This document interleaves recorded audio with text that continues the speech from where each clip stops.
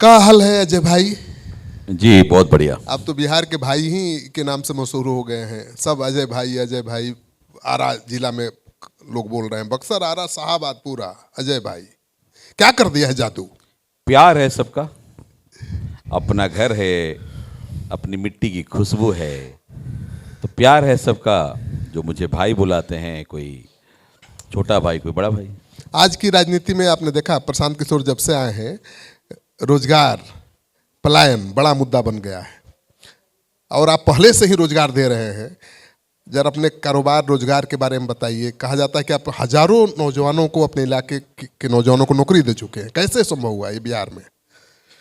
ये जो बिहार के बारे में एक परसेप्शन बनाया गया है कि बेरोजगारी, बेहाली, बदहाली, ये परसेप्शन कौन बनाता है? हम बिहारियों ने ही बनाया है, जबकि बिहार ऐसा नहीं है। बिहार की भूमि और बिहार के लोग बहुत कर्मठ, दिल के मजबूत और बहुत शक्तिशाली हैं और काम में टेक्निकली बहुत साउंड हैं। लेकिन चूंकि हम लोग ही अपने राज्य का परसेप्शन को खराब करते हैं, मैंने देखा है, अब बहुत दुख तकलीफ होता है कि किस मुंह से लोग कहते हैं कि मैं गरीब हूँ, ये है, मतलब हमेशा चीज़ें। कम से कम हमारे बड़गा बाबू जी कहते थे, बचनम किम दरिद्रम, बचन से तो खराब नहीं होना चाहिए। तो मेरे मानने में बिहार में ऐसी कोई दिक्कत नहीं है कि बिहार में बदहाली है, बिहार में बेरोजगारी है। बहुत रोजगार है, अब बहुत काम है, जरूरत है काम करने वालों की कमी है बिहार में। लेकिन आपने लिखा है, आपके बुकलेट में जानकारी है कि स्नातक किया है भोजपुर से, मतलब भोजपुर जिला से, लोकल ये किया है। पत्रकारिता की, लॉ 3 सेमेस्टर की पढ़ाई की, समय के अभाव में नौकरी छोड़ दिया, पढ़ाई छोड़ दी। तो क्या हुआ? मैंने पढ़ते पढ़ते ही आपने कारोबार शुरू कर दिया, क्या हुआ ये? नहीं, जब हमने ग्रेजुएशन कर लिया, फिर ग्रेजुएशन करने के बाद अब क्या करना था, एमए करना था, ऐसा तो जरूरत नहीं है। आदमी नौकरी, हम लोग चूंकि बिहार में एक माइंडसेट है कि हमें नौकरी करना है, फर्स्ट प्रायोरिटी क्या है? नौकरी करना है। तो नौकरी करके अगर आप विकास खोजते हैं तो आपकी गलतफहमी है। आपको बिजनेसमैन बनना पड़ेगा, एंटरप्रेन्योर बनना पड़ेगा, तो विकास की बातें होंगी। फिर तो आप वहीं के वहीं है ना। आप कहते हैं कि मुझे नौकरी करना है, सबको कह रहा है, सब कह रहा है कि मुझे नौकरी ये करना है, तो नौकरी किसके यहां करना है? फैक्ट्री कौन लगाएगा? इंडस्ट्री कौन लगाएगा? तो पहले तो इस परसेप्शन बदलना बहुत जरूरी है। जब तक इंडस्ट्री नहीं आई, इंडस्ट्री नहीं लगाएगा, इंडस्ट्री कौन लगाएगा? इंडस्ट्री सरकार नहीं लगाती, सरकार व्यवस्था देती है। इंडस्ट्रियां लोग लगाते हैं, हमारे बीच के लोग लगाते हैं, बीच के लोग आते हैं। तो जब तक हम ये नहीं पढ़ेंगे, ये नहीं सोचेंगे, तब तक चीज़ें नहीं होगी। आज गुजरात की बात की जाती है, गुजरात के लोगों के अंदर में नौकरी प्राथमिकता नहीं है, वो थर्ड फोर्थ में आता है। पहली प्राथमिकता उनकी क्या है? व्यवसाय है, इंडस्ट्रीज है, जो भी है व्यवसाय करते हैं, तभी आज गुजरात डेवलप हुआ है। और हमें जब तक ये परसेप्शन चेंज नहीं करेंगे, आज बहाली निकाल दो, मैं अपने कार्यालय में 500 बहाली है, सुबह देखिएगा कि पटना में रोड जाम हो जाएगा बहाली के नाम पर। क्योंकि लोगों के मन में है कि मुझे नौकरी करना है, स्टेबल लाइफ जीना है, मुझे मेहनत नहीं कर, चाहते हैं कि मुझे कैसे पैसा खाली मिल जाए, आराम से मिल जाए, 20,000 मिले, आराम से मिले, दिमाग में सोचे की शक्ति नहीं है। तो सोचने की शक्ति लानी पड़ेगी, व्यवसाय के लिए सोचना पड़ता है। नहीं, चेंज कैसे आया? आप ठीक है, बिहार के लोगों का यही मेंटालिटी है, तो आपको कैसे आया कि नौकरी नहीं करना है, रोजगार देना है, नौकरी देना है? कुछ तो होगा ना, एक्सीडेंट, कुछ वाक्य, कोई घटना।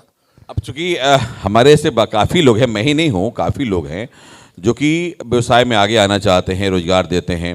चूँकि मैं शुरू से मैंने प्रयास किया कि कैसे मैं अपना खड़ा करूँ। मेरी एक थॉट है, खुद को कर इतना बुलंद कि तकदीर लिखने से पहले भगवान पूछे तेरी मर्जी क्या है। हाँ, तो बड़हरा की सीट पर उम्मीदवार तय करने के पहले बीजेपी भी आप ही से पूछेगी कि बताओ तेरी मर्जी क्या है। हाँ, तो मर्जी अपने आप को ऐसा बुलंद करिए। तो मैंने सोचा कि पहले मैं अपने आप को इतना बुलंद करूं, और लोगों को भी अपने इतना बुलंद करना चाहिए कि लोग आपकी मर्जी पूछे। आप पीछे पीछे क्यों दौड़ रहे हैं? आप अपने आप को ठीक करिए। आज लोग भाजपा या किसी दल के पीछे भागता है, मैं देख हंसी आती है मुझे कि उन लोग क्या चाहते हैं। भाई साहब, भाजपा ने अपना क्रिएट किया है, मोदी जी का ओहरा क्रिएट किया हुआ है।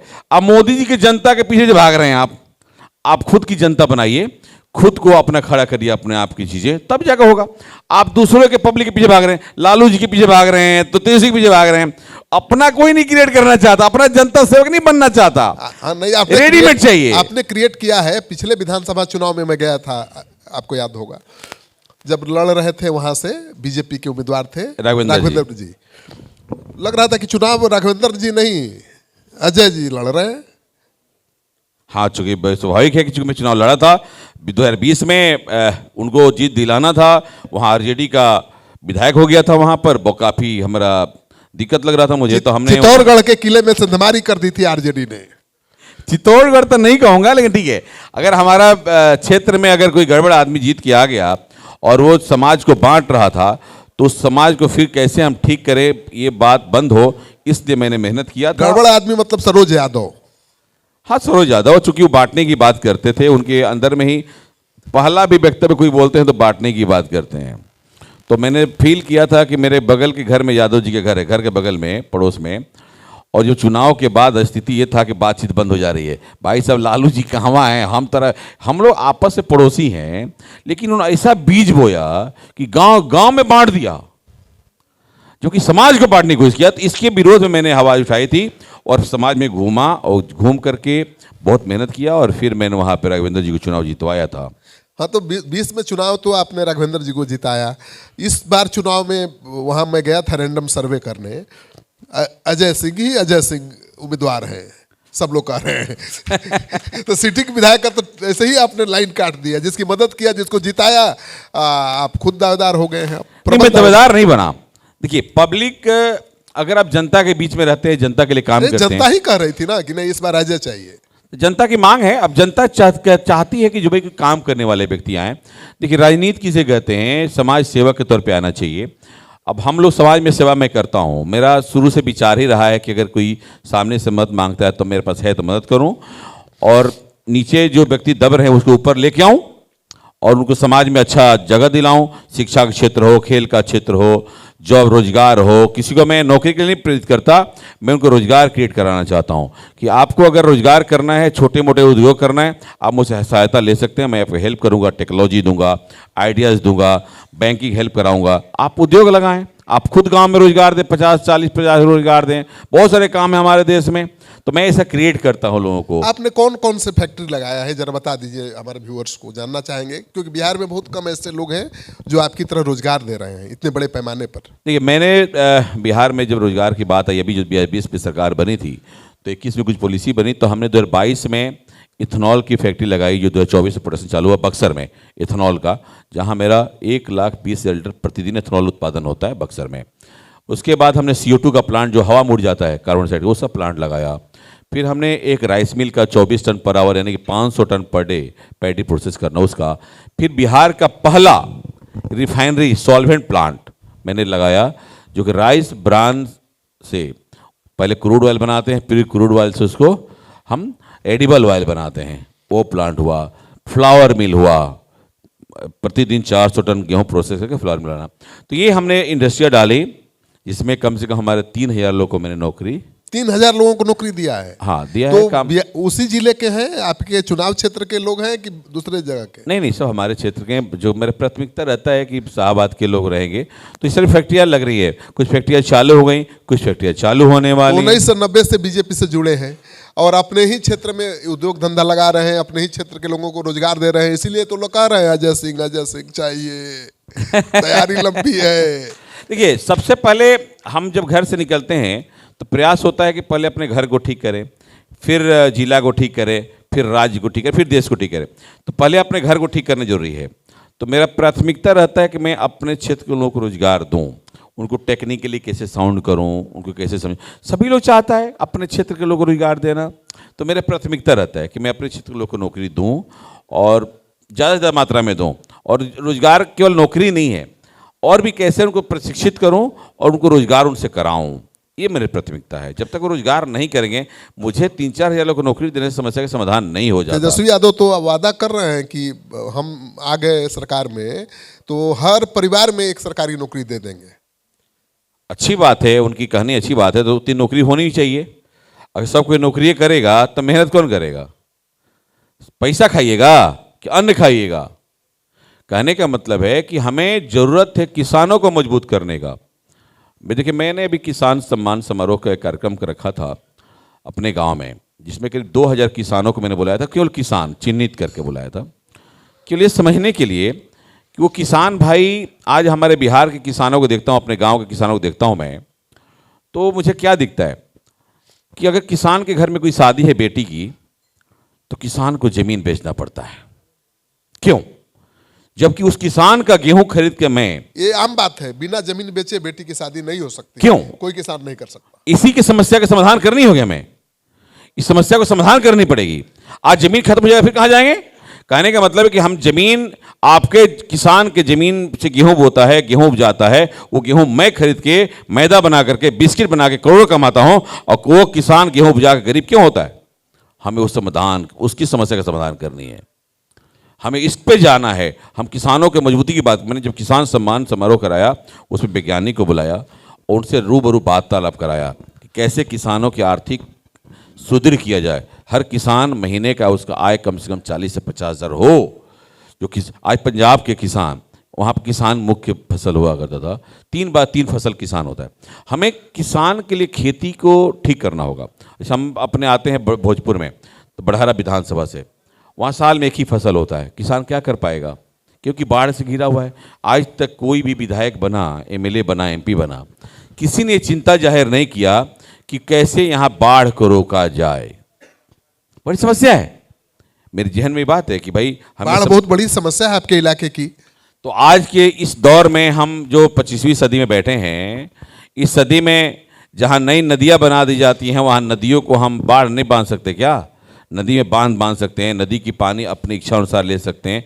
ये इच्छा शक्ति होनी चाहिए, ये करने की आवश्यकता है हमें, कि जब तक हम किसान को मजबूत नहीं करेंगे तब तक नहीं हो सकता। सनातन धर्म को भी आगे बढ़ाने में बहुत आप बढ़ चढ़ कर हिस्सा लेते हैं। सुना है कि अयोध्या यात्रा कराते हैं जी? ये तो चूंकि हमारा एक संकल्प था, जब अयोध्या मंदिर बन के तैयार हुआ था तो मैंने संकल्प लिया था कि मैं अपने बड़हरा विधानसभा क्षेत्र से करीब 5000 लोगों को अयोध्या दर्शन कराऊंगा। ये मेरा संकल्प लिया हुआ था। तो फिर मैंने ये इसका संकल्प का शुरुआत 16 जुलाई से चालू किया यात्रा, और अभी तक 5441 लोग संकल्प पूरा हो गया का यात्रा हो गया। जय हो। मैंने कराया, लेकिन अभी लिस्ट बाकी है। काफ़ी लोग अभी और चाह रहे हैं कि मुझे यात्रा करना है, फिर चुनाव के भी बाद। तो इतना उद्योग लगा रहे हैं, रोजगार दे रहे हैं, लेकिन फिर भी भरोसा रामे का है, रामे भरोसे है बीजेपी? नहीं, ये नहीं कह सकते। राम हमारे आराध्य हैं, हम राम के वंशज हैं, और ये धरती पूरे विश्व का राजा थे हमारे भगवान श्री राम, पुरुषोत्तम राम। तो राम के भरोसे हम नहीं हैं, हम अपने कर्म के भरोसे हैं। बीजेपी कर्म से काम करती है। आज बीजेपी ने पूरे देश में एक अलग माहौल बनाया, अलग विकास की गति दिखाई है। कभी बिहार में या पूरे देश में कोई परिकल्पना नहीं कर सकता था कि आप दिल्ली से पटना 12 घंटे बाई रोड चले जाएं, और बिहार में ही पटना से 4 घंटे में बिहार के कहीं भी सफर कर लें, पटना में मेट्रो चालू हो जाए, बिहार में 4 एयरपोर्ट चालू हो जाए। ये कहीं परिकल्पना नहीं थी। आप बुलेट लेकिन पलायन कहाँ रुक पाया? बिहार सरकार 20 साल से एनडीए की सरकार है, पलायन कहाँ रुका? नौकरी कितने लोगों को मिली? फिर पलायन कहाँ? पलायन है, पलायन किसे कहते हैं? पहले मैं तो ये शब्द है ना, पलायन पलायन पलायन, पलायन किसे कहते हैं पहले इसकी बात हो जाए। प्रशांत किशोर को जवाब नहीं देते हैं? अरे भाई साहब, प्रशांत किशोर जी अपना पलायन अमेरिका से करके यहाँ आए हैं, तो कहने का मतलब है कि पलायन किसे कहते हैं? पलायन का मतलब है कौन सा व्यक्ति है कि जो बिहार से अपना बोरिया बिस्तरा बांध के घर द्वार बेच के चला गया बाहर। हमारे में शक्ति है कमाने की, हम कहीं जा कमाते हैं। आज बिहार में आईएएस बाहर से आकर नौकरी नहीं कर रहे हैं। मजबूरी है तब न जाते हैं बिहार से। ऐसी बात नहीं है, 12,000 की नौकरी के लिए कोई मजबूरी नहीं है। यहां भी 12,000 की नौकरी है उनके पास, यहां भी सब व्यवस्थाएं हैं। कहने का मतलब है कि कहीं उनके पास टेक्नोलॉजी है, हुनर है, बहाली निकल रही चले। भारत एक ऐसा देश है, कहीं भी जा सकता है ना, कोई कहीं नौकरी कर सकता है, तो कहीं रुकावट नहीं है। हमारे यहाँ भी जॉब है, यहाँ भी फॉर्म भरी जा रही है, यहाँ भी नौकरियां हैं। हम तो ढूंढ रहे, आदमी नहीं मिल रहा है। हम ढूंढ रहे हैं, आदमी नहीं मिल रहा है। यहां पे क्या हो गया, काम करने वाला एक आदमी कम ही हो गया, गॉसिप करना ज्यादा हो गया, लफुआ लोग नौकरी हो गया। नौकरी मतलब नौकरी होता है, चौक चौराहा बात करने से नौकरी नहीं मिलता। जिसको नौकरी करना वो नौकरी कर रहा है। यहां लफुआई बात करने से नहीं होता ना, आपके अंदर हुनर होने से काम करने के लिए। आप काम करेंगे तो काम में आपके ढूंढ ढूंढ के ले आएगा। हमने देख रहा हूं, मैं बोलता रहा हूं, मैंने क्या बोला आपको, अपने आप को मजबूत करिए, आपको ढूंढ लेगा कोई। जन सुराज कितनी बड़ी चुनौती है एनडीए के लिए? मेरे मानने में तो अभी कुछ नहीं है। अरे जन सुराज का ग्राफ ऐसे भाग रहा है, आप कह रहे हैं कुछ नहीं है। नहीं, ठीक है, देखिए क्या है ना कि कुछ गॉसिप बात, हमारे बिहार की जनता बहुत चालाक है और बिहार की जनता का जो वोट है ना, उनका अपना वोट नहीं है। बिहार की जनता चालाक नहीं है, भोली भाली है। अब जानते हैं क्या हुआ है, मैं एक बड़ी चालाक बात कहूं। होती तो सुनिए क्या हुआ इतना दिन राज नहीं करते लालू नहीं जी। नहीं, जब और भोली वाली नीतीश नहीं है, क्या हुआ ना कि हम लोग ऐसे बटे हुए हैं, इतना बटे हुए, अब समय लगेगा ठीक होने में। मैं बहुत समझाते रहता हूँ लोगों को कि बिहार की जनता या लोगों ने अपना मत बिना पैसे का, बिना कमिटमेंट का, बिना एग्रीमेंट का रजिस्ट्री कर दिया है। कोई आरजेडी को, कोई भाजपा को, तो कोई तेजस्वी को वो बेच दिया है। भाई साहब किसी से पूछिए किसको वोट दोगे, अरे भाजपा से कोई खड़ा होगा तो उसी को वोट देंगे, यही हाँ, कहता है। बिल्कुल, लड़ाई बाइपोलर है, समझिए। एक तो तरफ फिर से- आप बात क्या करते हैं, आप यहां तो पार्टी पार्टी में लड़ाई है, व्यक्ति कोई मुद्दा ही नहीं है।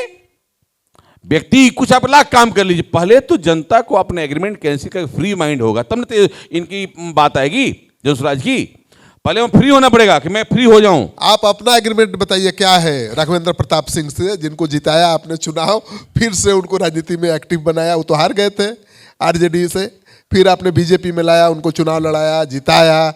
और मैंने कहा पहले भी कि चुनाव लग रहा था कि आप ही लड़ रहे हैं। उनका जो जीत का प्रमाण पत्र आप ही लेकर आए थे, जी बिल्कुल लेके आया था, वो तस्वीर मुझे याद है। बिल्कुल लेके आया था। तो उनको जिताया, विधायक बनाया, 75 साल के हो चुके हैं, पार्टी बदलना भी चाहती है और पहले नंबर पर आप ही के नाम है सूची पर। तो तैयारी चल रही है उस हिसाब से। नहीं, अब ये पार्टी का निर्णय होगा, अगर पार्टी मुझे मौका दे तो मैं चुनाव लड़ूंगा। और चूंकि तैयारी तो हम लोग हमेशा रहता है, पूरी तैयारी है।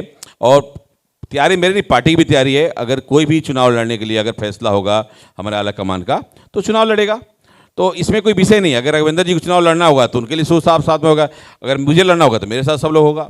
तो मैं चूंकि अभी पार्टी के लिए काम कर रहा हूँ और मैं भी भारतीय जनता पार्टी के संकल्पित हूँ, तो इसीलिए वो कोई विषय नहीं है। पूरी चुनाव तैयारी। लड़ना है ना हर हालत में। हर हाथ में नहीं लड़ना, पार्टी कहेगी तो लड़ना है। जिस दिन पार्टी छोड़ दूंगा उस दिन देखूंगा।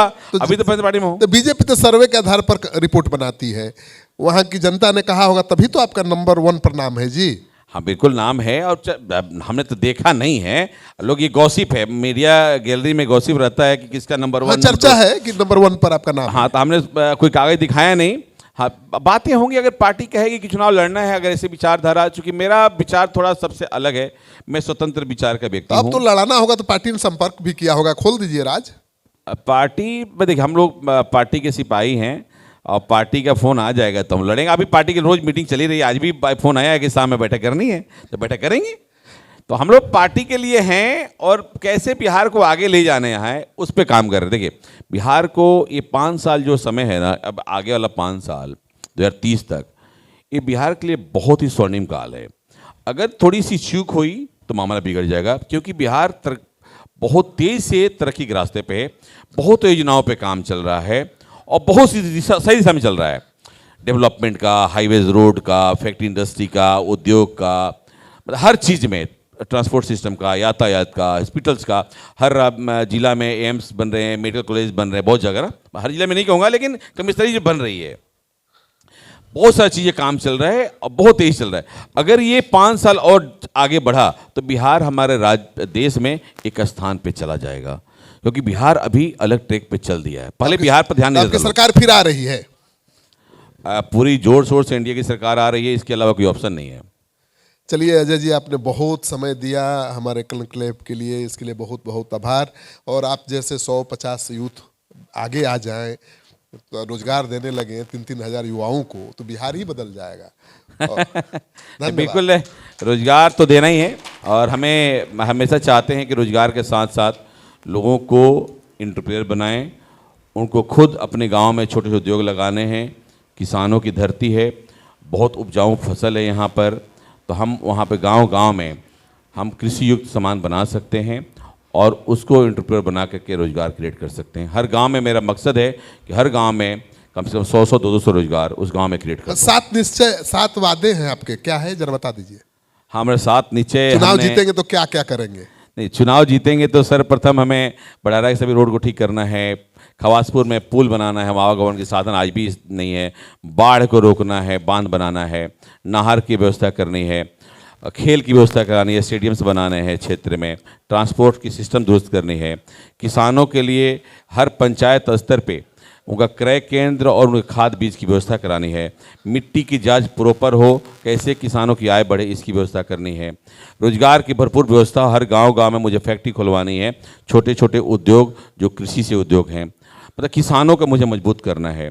और हमें अपने बड़हरा विधानसभा क्षेत्र को, जहां दो तरफ से नदी से घिरा हुआ है, उस नदी को श्राप को हटाकर उसे वरदान साबित करना है। इतना काम करने के लिए आपको अपनी कंपनी का पैसा भी लगाना पड़ेगा। विधायक को सरकार इतना के पास कहाँ पैसे की मिलता है? कमी नहीं है, सरकार का बहुत खजाना है, जरूरत है मैं प्लान देने का। अगर मैं प्लान प्रेजेंट करूंगा कि ये काम करनी है, सरकार तुरंत तैयार है करने के लिए। चलिए, बहुत बहुत धन्यवाद अजय जी, आपने बहुत बड़ी बात कही कि सरकार के पास फंड की कमी नहीं है, इच्छा शक्ति की कमी हो सकती है, और आप बनेंगे विधायक तो बड़हरा की तस्वीर बदल जाएगी। हमें भी इंतजार रहेगा इनके विधायक बनने का, और उसके बाद जो वादे किए हैं उसको हमने रिकॉर्ड कर लिया है।